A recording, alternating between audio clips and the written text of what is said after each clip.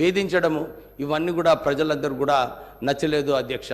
ఈ నియంతృత్వ పాలన పోవాలనే ఈసారి ఈ ఎన్నికలలో ప్రజలందరూ కూడా ఒక స్పష్టత ఇచ్చినారు. కాంగ్రెస్ ప్రభుత్వం రావాలి, మళ్ళీ ఒక ప్రజాస్వామిక తెలంగాణ రావాలని చెప్పి ప్రజలందరూ కూడా ఎన్నిక చేయడం జరిగింది. రేవంత్ రెడ్డి గారు ముఖ్యమంత్రి గారు అదే దాని ప్రకారంగా ఏదైతే ప్రజలు ఆశించారు ఒక ప్రజాస్వామిక తెలంగాణ ఉండాలని చెప్పి ఆల్రెడీ ప్రజావాణి కార్యక్రమంలో ఇది ప్రజల ప్రభుత్వం అని చెప్పి ఆల్రెడీ ప్రగతి భవన్ ఏదైతే ఇంపాక్ట్ కౌన్సిల్ ఉండేనో ఇవన్నీ కూడా తొలగించి ప్రజలకు అక్కడ యాక్సెస్గా చేయడం జరిగింది. అరే సార్ నైతే అబ్బితే కాంగ్రెస్ మే కౌశిక్ నువ్వు కూడా ఉన్నావు అప్పుడు అట్లా ఉండే నా నిజంగా చెప్పు ఎప్పుడు లేకుండే. సో మీరు మాట్లాడారు అయితే మనం ఆల్రెడీ ఒక ప్రజాస్వామిక తెలంగాణ రావడం జరిగింది. ప్రజలందరూ కూడా సంతోషిస్తున్నారు. ఇదే అంటున్నారు, మాకు ఇలాంటి ప్రభుత్వం అవసరము, ప్రజల వైపు ఉండాలి, ఇలాంటి ప్రజా దర్బారులు. రేవంత్ రెడ్డి గారు కూడా ఇదే ఆలోచించారు. మేము డిస్ట్రిక్ట్స్లో కూడా ఈ ప్రజా దర్బార్లు ప్రారంభించి ప్రజల సమస్యలు ఏమున్నాయి మీరు చూసుకుంటే చాలా చోట్ల కూడా ఇదే ఉంది. ధరణి పోర్టల్లో అవకతవకలు, ధరణి ప్రజలకు మంచినీటి సౌకర్యం, మనం మిషన్ భగీరథి చాలా పెద్దగా చెప్పుకున్నాం. అప్పుడు కాంగ్రెస్ హయాంలో ఆర్డబ్ల్యూఎస్లో 70% వరకు మంచినీటి సౌకర్యం అప్పుడు కల్పించడం జరిగింది. కానీ ఈ మిషన్ భగీరథి వలన చాలా చోట్ల కూడా నా చెన్నూరు నియోజకవర్గం, మంచిర్యాల, ఇక పెద్దపల్లి పార్లమెంట్ నియోజకవర్గంలో నేను ఎన్నిసార్లు వెళ్ళినప్పుడు ఇదే అడిగినాను, అరే మిషన్ భగీరథి నీళ్ళు వస్తున్నాయా లేదా? అప్పుడు టీఆర్ఎస్ ప్రభుత్వం చెప్పినారు మేము ఇంటింటికి నీళ్ళు ఇవ్వకుంటే మేము మళ్ళీ ఓట్లు అడగమని చెప్పినారు. ఇచ్చినారా లేదని చెప్తే నిజంగానే ఆశ్చర్యపడిపోయినాయి. చాలా చోట్ల కూడా 90% ఏరియాస్లో ఇతర డిస్ట్రిక్ట్స్లలో కూడా మిషన్ భగీరథి ఫెయిల్ అయిపోయింది అధ్యక్ష. అంటే సుమారు 60,000 కోట్ల రూపాయలు ఖర్చు పెట్టినారు.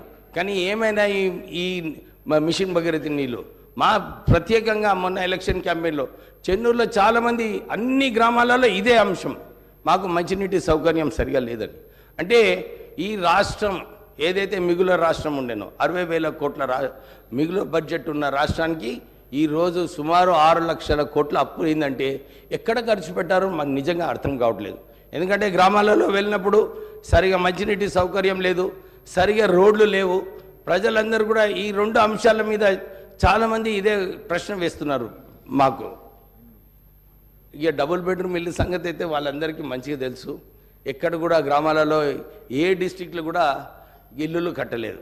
అందరికీ ఇదే అడుగుతున్నారు, సార్ మాకు ఇందిరమ్మ ఇల్లులు ఏదైతే అన్ని పాతకాలంలో వచ్చినాయో మళ్ళీ మీరు ప్రారంభం ఇస్తే బాగుంటుంది, మీరు గ్యారంటీ కార్డులు పెట్టినారు, నిజంగా మాకు 5 లక్షలు ఇస్తారని చెప్పి చాలామంది అడగడం జరిగింది.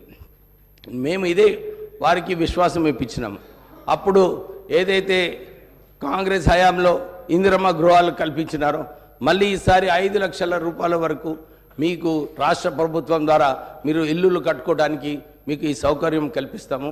అంతేగాక ఎవరికైతే జాగాలు లేవో, ల్యాండ్ లేదో వాళ్ళందరికీ కూడా 250 స్క్వేర్ యార్డ్స్ ల్యాండ్ ఇప్పిస్తూ ఇల్లులు కూడా కట్టాలని చెప్పి ప్రభుత్వం ఆలోచిస్తుంది.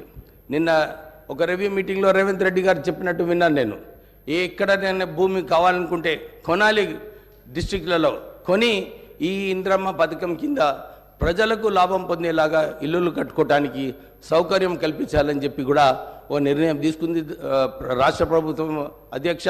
ఇది ఒక మంచి విషయము.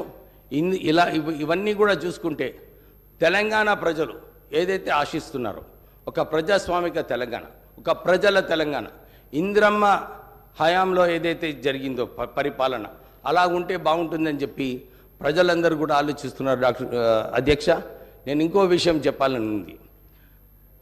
చాలా మటుకు పబ్లిక్ సెక్టర్ ఆర్గనైజేషన్స్ ఈ తెలంగాణ రాష్ట్రంలో ఇంతకుముందు చెప్పినట్టు పవర్ యూటిలిటీస్లో 80,000 కోట్ల అప్పు ఉన్నది. సివిల్ సప్లైస్ కార్పొరేషన్లో కూడా 56,000 కోట్ల రూపాయల అప్పు, దాంతోపాటు 11,000 కోట్ల నష్టము సివిల్ సప్లైస్ కార్పొరేషన్ ఉంది. అంటే అన్ని చోట్ల కూడా సింగరేణి సంస్థ అధ్యక్ష ఈ రాష్ట్రంలో అంత అది పెద్ద సంస్థ 38,000 కోట్ల టర్నోవర్ ఉన్న సంస్థ సింగరేణి సంస్థ. దాంట్లో తెలంగాణ వచ్చినప్పుడు 62,000 ఉద్యోగాలు ఉండే అధ్యక్ష. ఆ సంస్థ BIFRలో ఉన్నప్పుడు మా నాన్నగారు వెంకటస్వామి గారు అప్పుడు కేంద్రంలో ఉండి అప్పుడు కొట్లాడి ఈ BIFR నుంచి తొలగించి సింగరేణి సంస్థ కాపాడి 1,00,000 ఉద్యోగాలు అప్పుడు ఆ రోజులలో మా నాన్నగారు వెంకటస్వామి గారు కాపాడడం జరిగింది. కానీ ఈరోజు సింగరేణి సంస్థలో టీఆర్ఎస్ ప్రభుత్వం వచ్చిన తర్వాత కేవలం 39,000 ఉద్యోగాలు ఉన్నాయి అధ్యక్ష. ఒక ఇంటింటికి ఉద్యోగం ఇస్తామని చెప్పి టీఆర్ఎస్ ప్రభుత్వం చెప్పింది.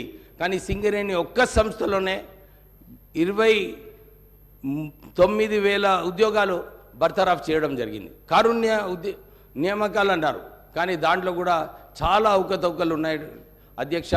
సింగరేణి కార్మికులకు నిజంగా వాళ్ళందరూ కూడా అదే అనుకుంటున్నారు. అరే తెలంగాణ వచ్చిన తర్వాత మా భవిష్యత్తు బాగుంటుంది అనుకున్నాము, కానీ ఏమైంది మా పరిస్థితి అని చెప్పి చాలామంది అక్కడ అనుకుంటున్నారు.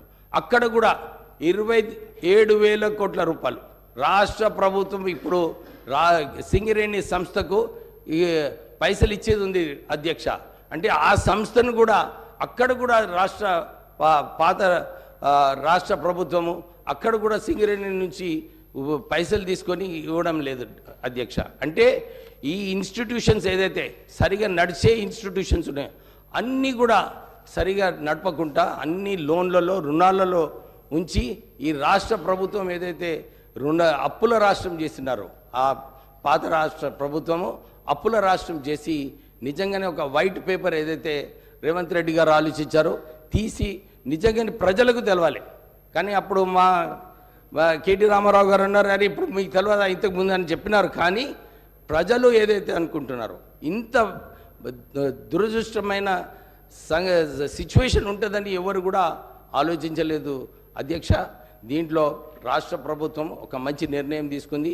ఎక్కడైతే అవకతవకలు అయినాయో అక్కడ దాంట్లో ఎంక్వైరీ పెట్టాలి, సరైన యాక్షన్ తీసుకోవాలి. చాలామంది 300 రిటైర్డ్ ఆఫీసర్స్ని రీఎంప్లాయ్ చేస్తున్నారు అధ్యక్ష. అంటే ఎందుకు అసలు ఉద్యోగాలు లేవు, ప్రజలందరూ కూడా ఉద్యోగాలు కల్పిస్తే బాగుంటుంది అనుకున్నారు. కానీ ఇక్కడ అందరు రిటైర్డ్ వాళ్ళను ఎవరైతే వాళ్ళ సంబంధించిన వాళ్ళు ఉన్నారో వాళ్ళ ఫైళ్ళు క్లియర్ చేసుకోవడానికి అందరు రిటైర్డ్ ఎంప్లాయీస్ని తీసుకొని అన్ని ఫైళ్ళలో నిజంగా ఎంక్వైరీ చేస్తే చాలా విషయాలు బయటకు వస్తాయి అధ్యక్ష. సో నాకు ఈ రెజల్యూషన్ని సెకండ్ చేయడానికి మీరు మా పార్టీ వాళ్ళందరూ కూడా నాకు సెకండ్ చేయమని ఈ అవకాశం